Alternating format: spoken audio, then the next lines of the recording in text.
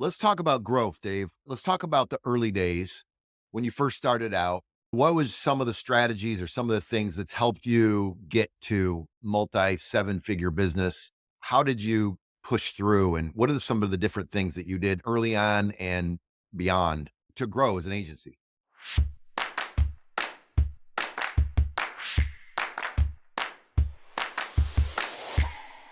We want to welcome a special guest to the program. He is the president of Assisting Hands Home Care, Boston Northwest. He is also active in his local community, serving as the executive committee of board of directors for the Bedford, Massachusetts Chamber of Commerce. He supports local schools and veterans programs. His commitment to helping families keep loved ones healthy at home is evident in his published book, Thriving at Home, a handbook for preventing hospital stays. Dave Tasto, welcome. Thank you. Happy to be on, Brady. Great. So, Dave, we at Home Care Marketing Pros, we have agencies that are new come to us on a weekly basis and they're just starting out.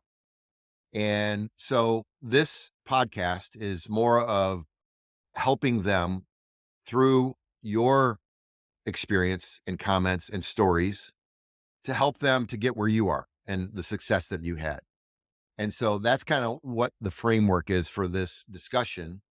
And so the first question I'd like to ask you is for you to tell us a little bit about yourself and why you chose home care and how you got into the industry and how you got started. Excellent. Thank you, Brady. I am excited about what you're doing. I think it's great to help others, especially those new business owners that are getting on their feet and trying out to grow their own business. My background is in engineering program management. I left the corporate world after learning much more about caregiving and home care, after being inspired by caregivers that helped my grandmother during a difficult time during hospice.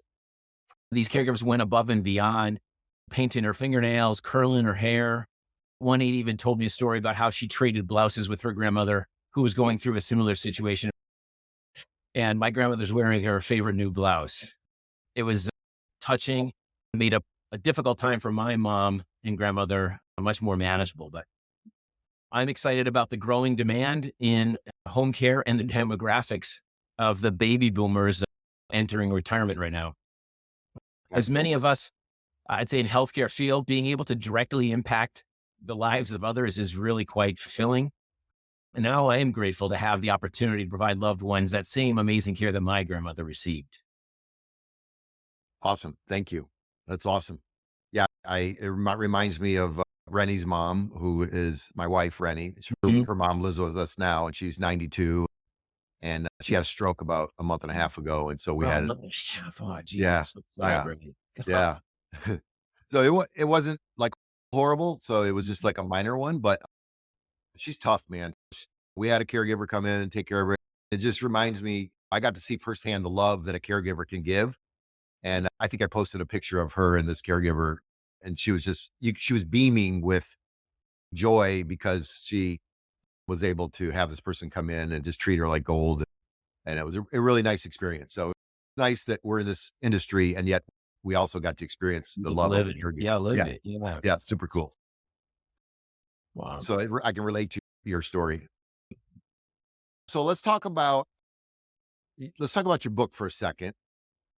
How did you decide to write a book and why? And how did it help you along this journey of a agency owner? During the pandemic, we had some of our clients, the early days of the pandemic, we had some of our clients go on pause with services. They wanted to minimize the risks, rightfully so, about exposure, bringing other folks into their home from the outside. But we found we have been and were intently focused on preventing hospital admissions. But during the pandemic in particular, we found that in order to achieve our objectives for keeping clients out of the hospital, we needed to work closely with those family caregivers. And for those clients that went on pause, unfortunately, we found out that some of those clients had actually gone into the hospital during the pandemic.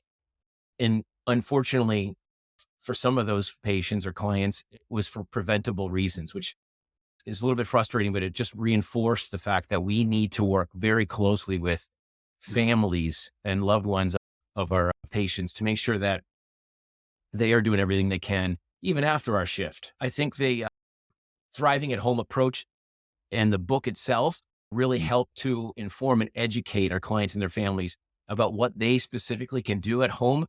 You don't have to be a registered nurse. Many family caregivers are doing a lot of the things that our caregivers do, but some of them don't have the knowledge and tools about what they can do to prevent those crisis situations. Now, with our trademarked thriving at home approach, it ensures also solid communications with other healthcare providers and allows us to escalate prior to those crisis situations occurring, preventing those unneeded trips to the hospital. Nice, nice. And we'll put the link to your book in the comments below too, for anyone that wants to take a look at that. Let's talk about growth, Dave. Let's talk about the early days when you first started out. What was some of the strategies or some of the things that's helped you get to you're a multi seven figure business? How did you push through, and what are some of the different things that you did early on and beyond to grow as an agency? As far as the hardest thing that I experienced or went through is there's anxiety in the first few months when you're just getting going, making sure that you're going to have a business that works and so forth with any new business owner or entrepreneur. But I would say the most difficult was probably managing through the periods of extreme growth, and especially in those early days. They're the most exciting times because your business is growing and we're supporting many new clients in the area and the families that are depending on us. But ensuring that you have the office team and oversight in place to manage the quality of care during those periods of growth is so critical. It's very important. Making sure you have those things and looking out for the gotchas is very important to get through those growth periods. Very nice. So there's two things that everyone asks me when they come to me. How do I get clients and how do I recruit caregivers? What's helped you to do those two things? For clients and caregivers, having a digital presence, and I know you're helping us with that, Brady, at Home Care Marketing Pros, but you have to be on the offensive. These days, you can't just wait for those applicants to come in. You have to be on the offensive and go out and seek them. As I mentioned, my background's in engineering. I used to have headhunters calling me all the time in my early days of my career. That's what it's like for caregivers. They're in high demand, so you can't just wait and sit back. Same thing on the client side. It does take some shoe leather, getting out, building relationships. Home care is a local business, so having the contacts and the referral sources locally is extremely important for getting the client referrals. Before you had digital marketing, how did you get clients? Before, like when you didn't have no money and you're just starting out, and what was your kind of strategy? Building relationships and working with local partners through contacts within our office team or others. So looking for that low hanging fruit on relationships that we could foster and build. Mhm. Or if we had a client that we obtained, if they're in a community, really doubling down on how we can really over support that client and family to really show ourselves up in a great way. Nice, nice. And you've been using our Care Funnels software for some period of time for your team. How's that helped you? How's that helped the team to have that automation tool and the CRM platform?